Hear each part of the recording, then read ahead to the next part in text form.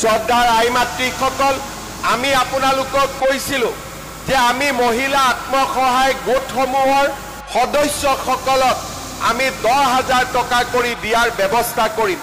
আপোনালোকক জনাবলৈ পাই মই ভাল পাইছোঁ যে অহা পৰহি 1 এপ্ৰিল তাৰিখে আমি বিশ্বনাথ জিলাৰ বিহালীত প্ৰথম আমি 10,000 টকা কৰি 30,000 মহিলাক আমি চেক বিতৰণৰ কাৰ্যসূচীৰ শুভ উদ্বোধন কৰিম।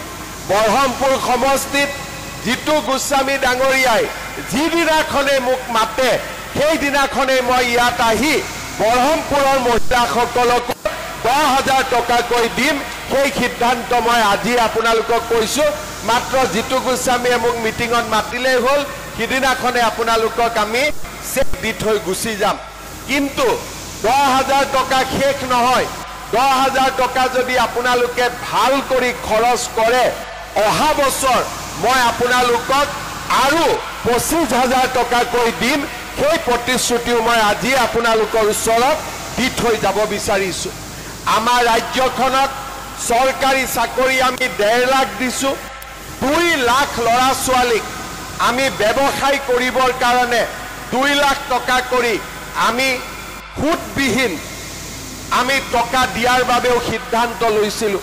আজি মুখ্যমন্ত্ৰীৰ আত্মনিৰ্ভৰ অসম আঁচনিৰ জৰিয়তে আমি 2 লাখ ল'ৰা ছোৱালীক 2 লাখ টকাকৈ দিম, যাতে তেওঁলোকে নিজৰ ভৰিৰ ওপৰত নিজে থিয় হৈ ব্যৱসায় বাণিজ্য কৰিব পাৰে। আজি আমাৰ ৰাজ্যখনৰ 25,000 নামঘৰত আমি 3 লাখকৈ টকা দিয়াৰ কাম হাতত লৈছোঁ।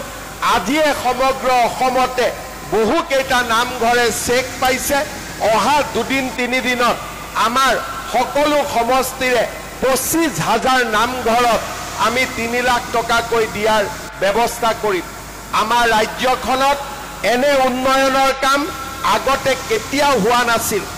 আজি আপোনালোকৰ আশীৰ্বাদত, আপোনালোকৰ মৰম আৰু চেনেহত আমি এটা এটাকৈ এই আঁচনিবিলাক ৰূপায়ণৰ পথত আগবাঢ়িছোঁ।